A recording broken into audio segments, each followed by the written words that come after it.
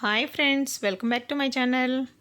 Friends, మనకి ఎప్పుడైనా జలుబు దగ్గు వచ్చిందనుకోండి, మనం ఏం చేస్తాం, వెంటనే ఒక ట్యాబ్లెట్ వేసేసుకుంటాం కదండి.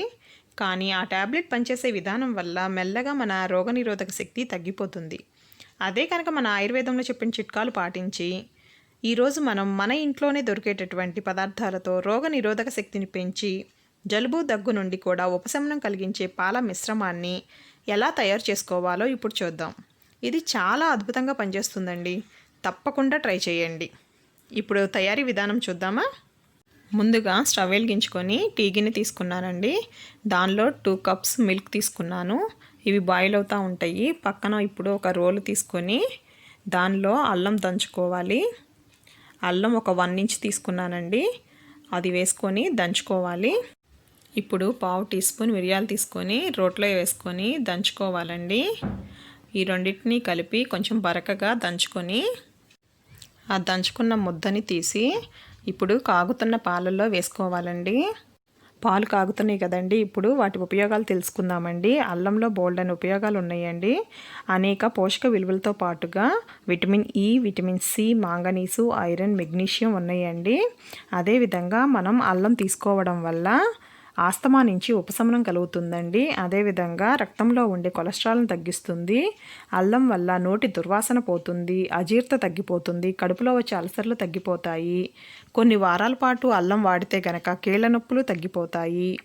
అంతేకాకుండా అల్లం వల్ల రక్తనాళాలలో గడ్డకట్టనీయకుండా సహాయపడుతుంది. ఇప్పుడు మిరియాల వల్ల ఉపయోగాలు చూద్దాం. మిరియాలలో magnesium, copper, manganese, calcium, phosphorus, iron వంటి మినరల్స్ అధికంగా ఉంటాయి.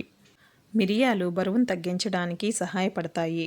మిరియాలు అతిసారం, మలబద్ధకాన్ని నిరోధించి జీర్ణక్రియకు దోహదపడతాయి. మిరియాలు ప్రేగుల్లో వాయువు ఏర్పడకుండా నిరోధించి చెమటను పెంపొందించి మూత్ర విసర్జన ప్రోత్సహిస్తుంది. మిరియాలలో యాంటీ బ్యాక్టీరియా, యాంటీ ఆక్సిడెంట్ లక్షణాలు ఉండడం వల్ల ఇవి అంటువ్యాధులు రాకుండా ఉండడానికి సహాయపడతాయి.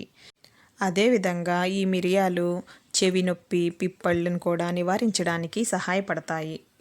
ఇప్పుడు ఈ కాగుతున్న పాలలో 1/2 టీ స్పూన్ పసుపు కలుపుకుందాం. ఇప్పుడు పసుపు యొక్క ఉపయోగాలు ఏంటో తెలుసుకుందాం. పసుపులో విటమిన్ సి, విటమిన్ బి6, potassium, magnesium, fibre, iron, manganese వంటి మినరల్స్ అధికంగా ఉంటాయి.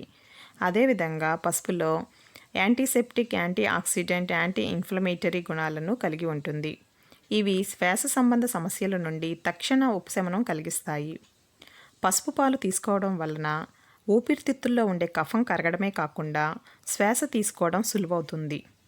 అదేవిధంగా నిద్రలేమిని తొలగిస్తుంది, క్యాన్సర్ నుండి రక్షిస్తుంది, మతిమరుపు రాకుండా చూస్తుంది, కీళ్ళ సంబంధిత వ్యాధులు రాకుండా నివారిస్తుంది, కొలెస్ట్రాల్ని తగ్గిస్తుంది, వ్యాధి నిరోధక శక్తిని పెంచుతుంది.